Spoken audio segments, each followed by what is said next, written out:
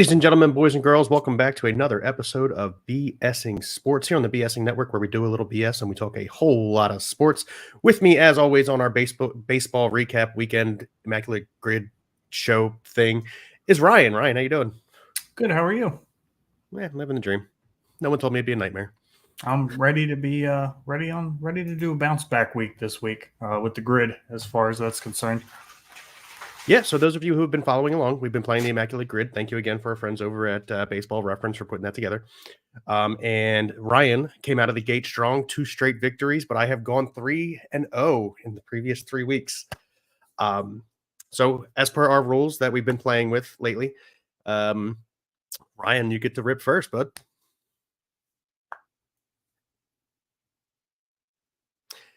Ryan's dog is moving on bubble wrap, and it's very noisy, so he is very kind in pausing or muting his microphone there. Well, I will at least show you guys the grid, and then we'll get into it from that aspect. So across the top, you have the Pittsburgh Pirates, 40-plus WAR in a career. WAR is wins above the replacement, and the Silver Slugger. And then across the left side, you have the Los Angeles Dodgers. The next category is born outside the U.S. 50 states and D.C., and a sub-3 ERA season. The catch with this sub-3 ERA season is the first line in it is no minimums innings required, meaning very specifically that if a player, a position player, pitched 1 inning at any point in a season and did not give up a run, that player counts. So I think you're going to be surprised, because Ryan and I were kind of chuckling at this before the show started. Hopefully his dog is done moving around. Ryan gets first rip. Yeah, so if Bill didn't explain it well enough, I made a bed for my dog out of bubble wrap that I simply just forgot to pick up, and quite annoying. So I said enough is enough. So thanks for segueing right into the grid, Bill.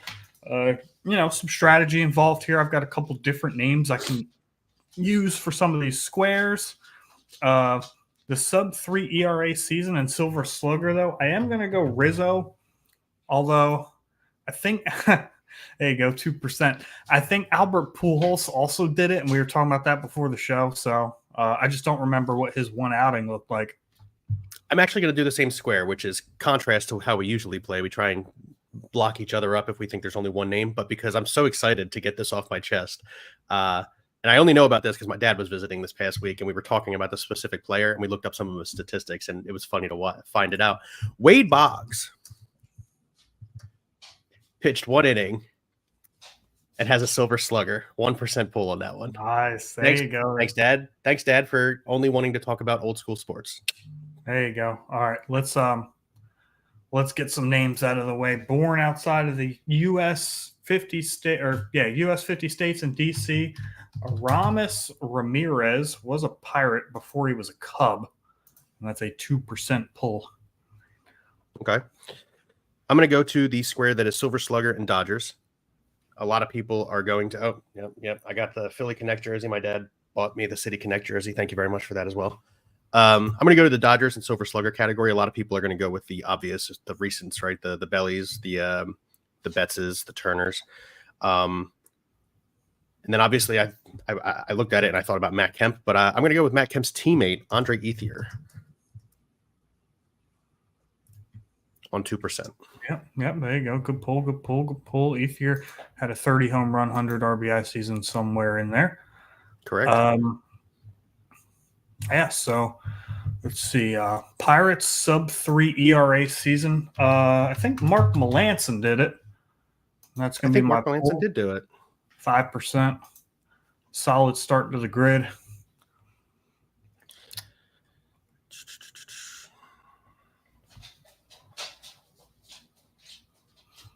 Born outside 50 states, Silver Slugger. I'm going to go Jose Bautista. 0.6% on Joey Bats. Nice. Little 1%er there. Little 1 point. Well, right now I got the lowest on the grid. Well, yeah, we got to explain that every week. Again, if you haven't been following along, we've decided that if somehow, some way we magically get the same score, whoever has the lowest percentage on the grid wins that grid. Born outside the United States and DC, Silver Slugger. I mean, there's quite a few popular options there, right? But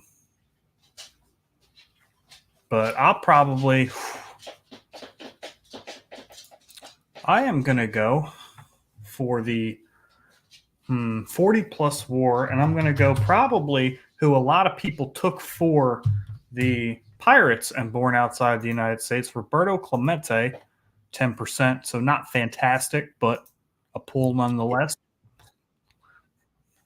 I'm actually going to use a name that you use in a lot of grids, and I don't know where you pulled this dude's name from, but Grover Alexander, 0.6% again. There you go. That's a name that you use a lot on grids, and I, for the life of me, can never seem to use it. I've used it once. Not a lot, but I've used it recently, so that's probably why you're thinking that. 40 war, sub 3 ERA season. I am also going to go back to the old school. I am going to go the big train, Walter Johnson, 3%. Okay. It's hanging looking like around. as long as I don't miss one, I have a shot at winning 4 straight.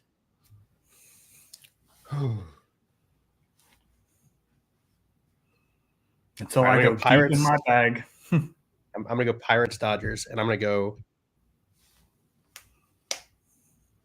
Joe Blanton. 0.5%. Nice. I'm going to go same square. I'm going to go Andy LaRoche, Adam LaRoche's brother. 1%.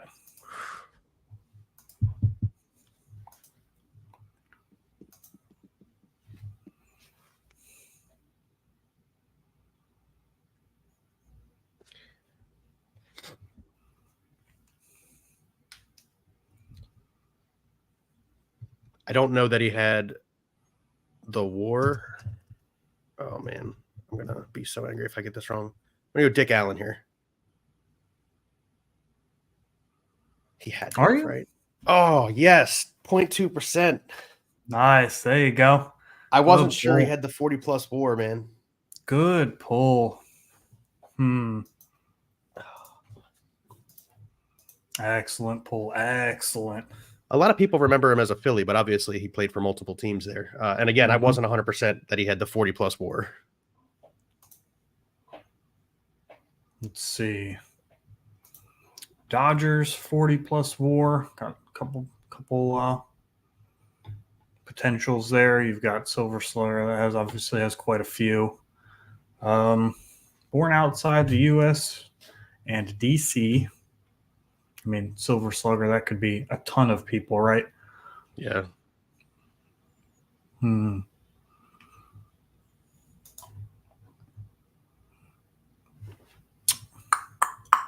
While Ryan's thinking, I just want to remind the people that are watching, we're not just going for filling out the square. We are trying to get the lowest rarity score. It's not just as simple as, oh, well, these names are big names. You should know these. Like, obviously, we know that in that born outside the U.S., 50 states, and D.C., and Silver Slugger, Manny Ramirez would fit there, right? Utley, Dodgers 40 war career for 0.8%. Ooh, making a comeback. But yeah, so like I said, that Silver Slugger born outside, like I said, Manny Ramirez would fit there, but that wouldn't be a rare score. So we're trying to get rarity. All right. And if we ever move this show off Saturday or off a Saturday grid, Bill is cooked. I would just like to put that. As we've stated several times, I'm very good statistically. Team for team, I'm not so great. Although that Joe Blanton pull was very nice. I'm spelling his name wrong.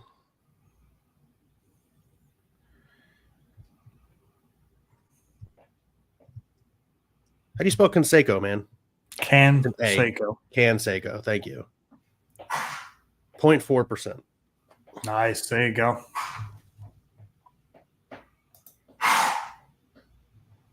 He Silver good? Slugger. Yeah. Silver Slugger for the Dodgers. He'd be all right. He's a dummy. Silver Slugger over there. Silver Slugger for the Dodgers. And born outside the U.S. and the 50 states. For Silver Slugger. I mean, I could fill both of these grids in an absolute heartbeat, but we'll go Andrew Jones at 1%. I'm going to struggle with that bottom left one. I'm going to go Starling Marte here for 3%. Nice. Bottom left, I'm going to struggle with, man. Dodgers Silver Slugger. We've got, who do I want to go that's pretty rare? I don't know if Kent won one with the Dodgers. I think Kemp only won one with the Dodgers. Kent. Jeff. Oh, sorry. I thought you meant Kemp, Matt. No, Matt Kemp would be a good one. That'd probably be the rarest of like the best Dodgers from that era. Did Manny win a Silver Slugger with the Dodgers? You have to assume he did, right? Yeah, he had that one like fantastic season with them. I mean, he was only there for what, 3 years? Yeah. I if I had to guess, I would say that he won a Silver Slugger. Yeah, me too. It's not like he went over there to end his career. Yeah, I'm gonna rip it. Why not? Nope, he sure didn't. Look at that. Oh, okay. It looks like I've already won, but I am going to try and fill out this square.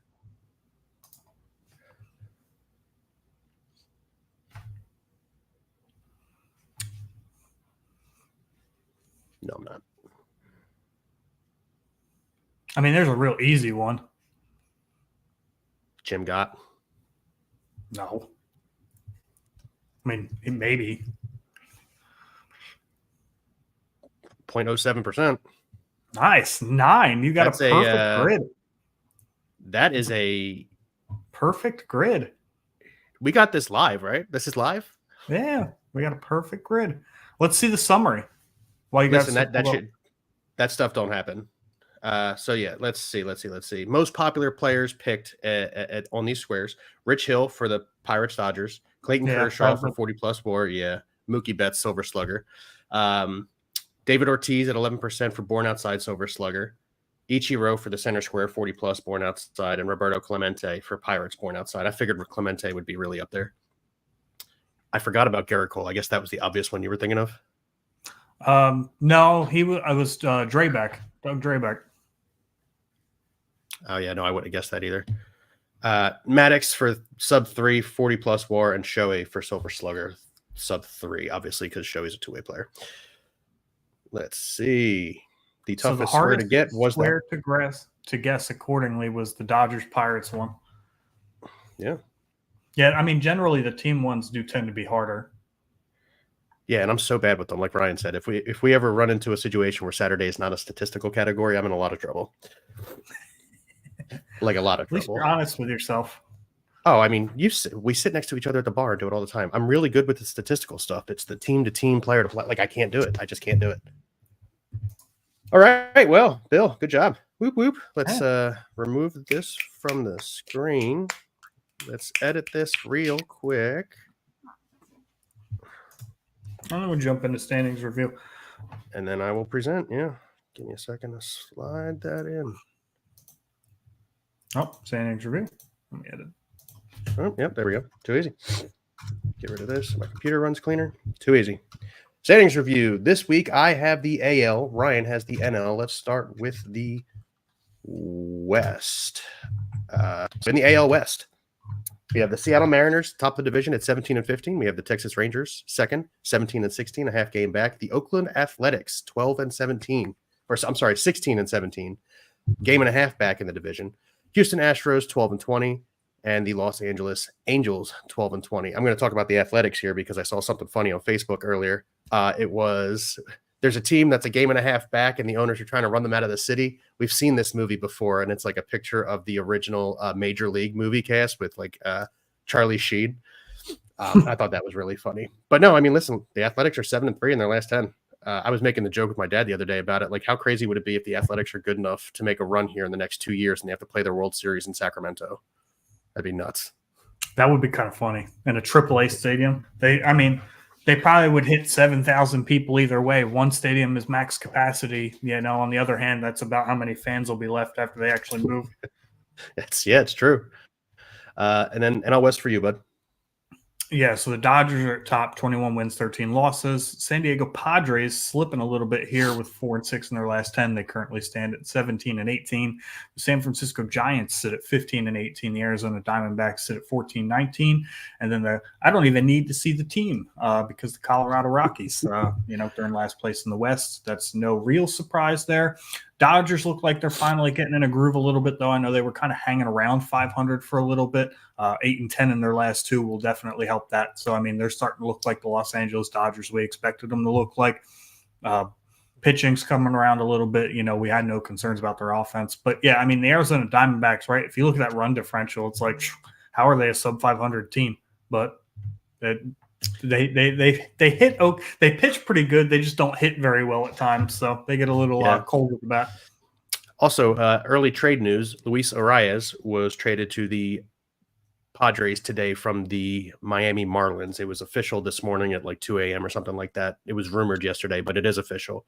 Luis Arias on his way. Which made me a little nervous because it was the initial rumor was announced after the game started, and I picked Luis Arias for my beat the streak. And I was like, man, if he had like one at bat, got out, and then they pulled him from the game because he was getting traded, I'd be pissed. But they didn't play him because I'm assuming, like everything else, the front office knew ahead of time. So he wasn't in the lineup at all. So I did continue my streak. Nice. I got to actually go double check and see if I hit mine yesterday and I'm now at 10. I'm going to do it while we're sitting here on the screen. See if I'm having good luck here. I've unlocked a badge. 10. 10 in a row. You're having a good day here, Bill. I'm having a good day. Man, now the 3 strikes at the end is going to have to be set up a little differently because I completely forgot to make my Google document. But the question will be written in the banner, so you won't lose sight of it. Okay. 20 and 12. They are 4-6 in their last 10, though. Kansas City Royals kind of sort of surprising me here a little bit. 20 and 13, a half game back. Minnesota Twins 18 and 13, 10 and 0 in their last 10. The Twins are on the rise. Tigers 18 and 14 as well, 6 and 4 in their last 10, also looking pretty good. And then even worse than the Colorado Rockies are the Chicago White Sox at 6 and 26. They had a 3-game sweep of the Tampa Bay Rays and doubled their win total on the season. It's crazy, man. That is just absolutely crazy that they swept the Rays. Yeah, that's crazy too. But yeah, I mean, the rest of this division is all within 2 games of each other. The Detroit Tigers are a young team. They're playing really, really well. The Twins are kind of sort of starting to look like the Twins that we thought were coming into the season. And like I said, the Guardians kind of scuffling here, 4-6 in their last 10. So, something to keep an eye on. Central for the NL. Yeah, so at the top of the Central, you've got the Brewers at 20 and 11. In second place, you've got the Cubs at 19 and 14. You've got the Cincinnati Reds sitting at 500, third in the division. You've got the St. Louis Cardinals, a game behind them at 15 and 17. And you've got the Pittsburgh Pirates slowly falling back at 14-19. That is the team that I mainly want to talk about just because when we first started doing these, first week or 2 of the season, the Pirates were killing it. They were first in the division. They actually looked like they were going to be a good ball club. And then, it was still too early. Of course, there's still a lot of games left to be played, but 2-8 in their last 10. And I think last week when we talked about it, they were also 2-8 in their last 10 game span as well. So Pirates are definitely looking more like the team we thought they were going to be. Obviously, they didn't have any intentions to compete this year, but Jared Jones has made himself a name, 22 years old, pitching in the MLB, and then Paul Skeens should be not far behind him. Yes. Going on to the AL East, the Baltimore Orioles, top of the division, 21 and 11. The Yankees right there behind them, a game back, 21 and 13. The Boston Red Sox at 18 and 15. That's my surprise team there. 15 and 18 are the Tampa Rays and the Blue Jays, both 15 and 18. The whole division here, 6 and 4 in the last 10 on the Orioles. Everybody else is 500 or worse in their last 10. Now, having said that, the Yankees just finished out a really tough fought series with the Orioles where they lost 2 of 3. So I expect those 2 teams to be at the top of the division the whole year. And like I predicted preseason, I still think the Orioles take the division. Yeah, I also predicted that as well, and we talked about it on our preseason prediction show when the Yankees were favored. I was kind of surprised by that notion. So I still think I still think that they win the division. I think they're just a better team. Correct. All right, you get to do our favorite division here, buddy. Yeah, so the NL East, you've got the NL East leading Philadelphia Phillies at 22-11. You've got the Atlanta Braves at 20-10. The New York Mets sit at 16-16, as do the Washington Nationals. And then the Miami Marlins at 9-25. If you remember in the beginning of the season, in that same preseason prediction show, I did say that the Washington Nationals would finish either third or fourth in this division. And a lot of their young players are playing pretty good right now. CJ Abrams is playing out of his mind with an OPS plus of almost 170. He's, whether it's sustainable or not, we don't know, obviously, but he is outplaying, his career numbers by a wide margin. Looks like he's taken a huge step forward early in the season. And then the Phillies, the number 4 ERA or number 3 ERA in baseball, I believe. Number 1 in the NL. They are currently pitching at a fantastic rate. Most shutouts, actually, in the National League with 5. So the pitching has been unbelievable. Offense has been a little up and down at times, but they've obviously gotten the job done because they have the best record in the majors. Yeah. Go Phillies. It is a little unfortunate they lose Trey Turner. We don't know for how long quite yet. He hurt his hamstring in last night's game, making a pretty aggressive play at the plate. Which is unfortunate because, he's hitting like 343.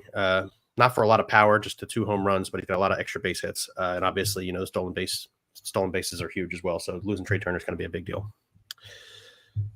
Yep. Let's do this. Let's do do you want to do 3 strikes, or do you want to talk about how Mike Trout's probably going to miss a large portion of the season again? Let's talk about Trout first. Yeah. Yes. Almost like on cue, Mike Trout starts out hot and then gets injured and is on the shelf. Yeah. It's really unfortunate, right? Because this guy was probably, if not the best player of the 2010s. And then pretty much as soon as 2020 hit, his body just doesn't work anymore, which is a shame because if you remove the average, he was actually having a pretty good season, especially from the power standpoint. He led the majors in home runs before he got hurt. So had double-digit home runs through April. So on pace to have a pretty good season. So it's kind of unfortunate there. And then we got to address the Phillies, right? Address the Phillies, leading the NL East for the first time since what day? I don't know. I don't know that they've had the lead in the NL East at any point in the last couple seasons. Yeah, so it's been a long time. So good for the Phillies on, finally breaking through that little barrier there. Yeah, they've always seemed to show up right around the June timeframe, but, they're starting out hot this year early. Hopefully it doesn't mean that they're going to flame out early this year, but we'll have to wait and see. And they're pitching at a fantastic rate, too. Like I said, lead the NL in shutouts with 5, a 3.36 team ERA. I know Wheeler and Nola haven't looked particularly good the last couple days since they've run a 6-man rotation, but I'm sure they'll adjust just fine. You really can't take Spencer Turnbull out with how well he's pitching. So I would agree, This is, but the ultimate thing is the only thing that matters is the final score, and Phillies have won both of those games. So, yes, Ken Brandt, we could talk about Alec Boehm. You don't have to keep throwing it in the chat there, bud. We'll get there.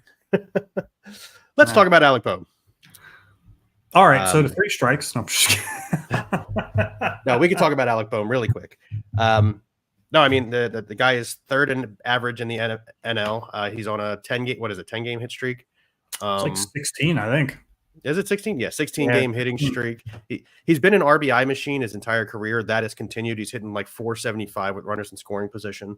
And honestly, you can't say we're surprised by Alec Boehm because, again, especially with runners in scoring position, he's been doing this his entire career.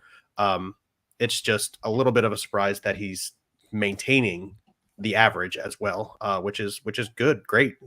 Dombrowski, would you please sign the damn kid?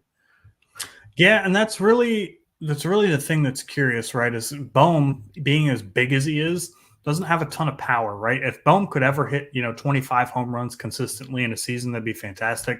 But he is fantastic with runners in scoring position, right? The 361 average does stick out to me, though, in the sense that we just, we haven't seen that from Boehm. We've seen it with runners on, but we haven't seen it with nobody on.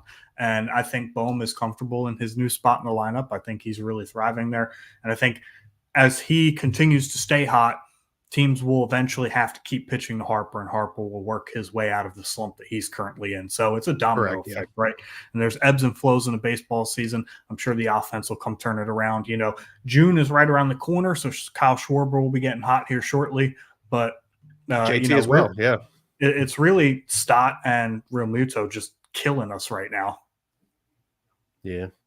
Not Real Muto, Castellanos, excuse me. I mean, Stott, Castellanos is starting to put it together. He's starting to not swing at that low and away strike. He's starting to make good contact, and eventually they're going to fall. That's the difference between him and Stott. Is he was striking out a lot. 500 OPS. He's just been abysmal for most of the season. It's been unbearable to watch. That is true. Not all his fault. Not all his fault. Now we can get to 3 strikes. If you're just joining us, Ryan will explain what 3 strikes is. So the 3 strikes is my random trivia question to Bill, which we usually do it in a little bit different of a format, but I came completely unprepared. Don't worry, I have the answer in front of me, so I can read off the facts. But I read out a question, and Bill gets a guess.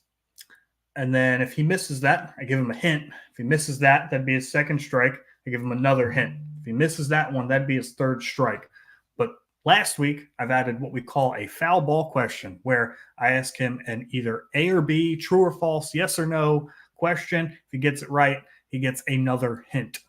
So treating it as a foul ball, so to speak, with 2 strikes. So 3 strikes question.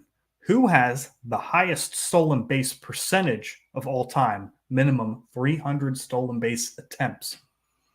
Greg Maddux. You think Greg Maddux tried to steal 300 bases in his career? I know that he's the only player in history to have. I'm not going to take that as a real answer. That was correct. I do know, fun fact about Greg Maddux, he has at least 1 stolen base without being thrown out 10 consecutive seasons in a row. Fun fact about Greg Maddux. No, I will go with a guy who has the most stolen base, or used to have the most stolen bases of all time. Ricky Henderson's my first guess. Wrong.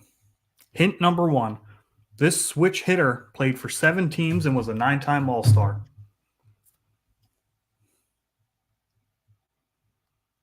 This switch hitter played for 9 teams. So Chipper's 7 teams and was a 9-time All-Star.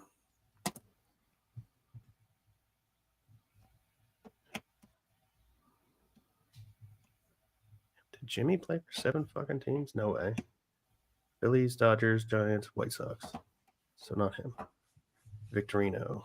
Phillies, Red Sox.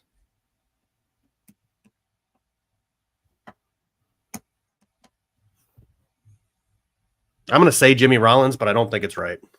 Strike 2. Yeah. He's a former Rookie of the Year with the Kansas City Royals.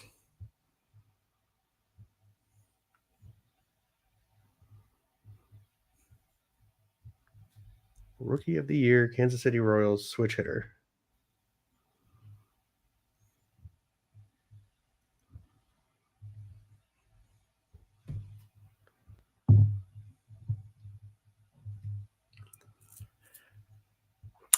Yeah. Remember, this is going to be either strike 3 or foul ball, so...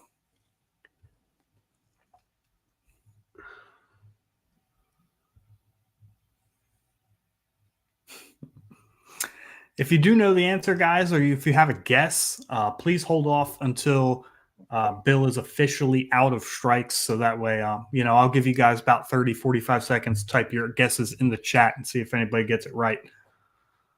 Played for 7 teams. 9-time All-Star, switch hitter, Rookie of the Year for the Kansas City Royals.